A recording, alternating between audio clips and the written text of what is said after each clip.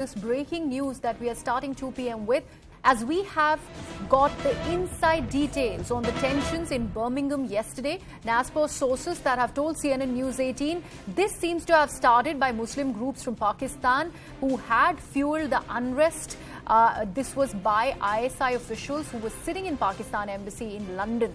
In fact, Sadhvi Ritambara's London tour was to start from today itself, and anti-Hindu elements from Pakistan came against this. They in fact forced the Durga Bhavan management to even cancel Sadhvi Ritambara's visit, and under pressure, the Bhavan also did just as much. They also alleged that Sadhvi Ritambara is anti-Muslim and involved in the Babri Masjid demolition, and hence the protests ahead of her visit.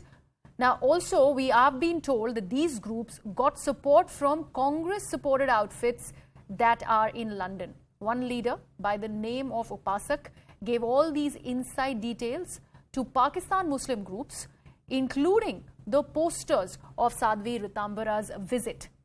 Now, in the meantime, they also surrounded the mandir, and almost to the tune of about 3,000 people who had assembled, they tried the protest that started in Smethwick as well. So after Leicester, Smethwick is another place very, very close to Birmingham in the United Kingdom that has seen these Hindu-Muslim protests. My colleague is now joining me on the broadcast.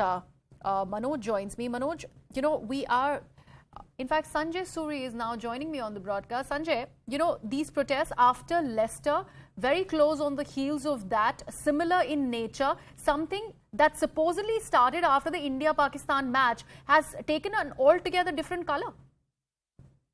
Well, the reason it has taken this different color is that now it is being organized, it is well resourced, without any doubt, and these indications are crystal clear now. It is the ISI, which has always been very active in Britain, and that, of course, is operating with the backing and with the close cooperation of the Pakistani High Commission here in London. This is the group that is organizing these protests. There is a plan for protests right across the country, and the aim is to silence a lot of Hindu groups they see as extremist, and certainly as groups that are not acceptable to them. They have made it clear, and I was in Smethwick yesterday and I spoke with everybody who was at the forefront of dealing with this at the temple last evening, that they have been told that who comes to Britain will be decided by them. That if they think that some Hindu leader who's planning to visit Britain is not acceptable to them, they will simply not let it happen. And they have held this instance yesterday, and this protest, successful as they see it, as an instance, because they scared the temple enough to cancel that invitation to Sadhvi Ritambara. Whatever her political views, the question here is, does anyone have a right or not to express political views that some may like or not? And this now is a move to silence a lot of groups here. Sanjay, there were also certain reports that Sadhvi Ritambara's trip already stood cancelled because of her ill health. How true is that?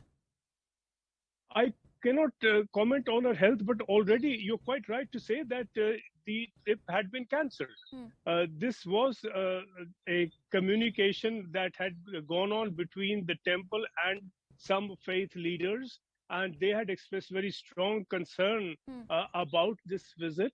And it was told, these people were told that the visit has been cancelled, that their concerns have been taken on board, and the visit has been cancelled. If there were other parallel health issues, or those were the decisive ones, is certainly something that did not come in the way of the communication between these groups here. A lot of these faith groups expressed concern about this visit, and to calm those concerns, the temple told them the visit has been cancelled. In spite of that, they turned up because they wanted to make a point that they are there and that they are there in strength, and nobody dares do something or invite anyone who they do not approve. All right. Sanjay, thank you.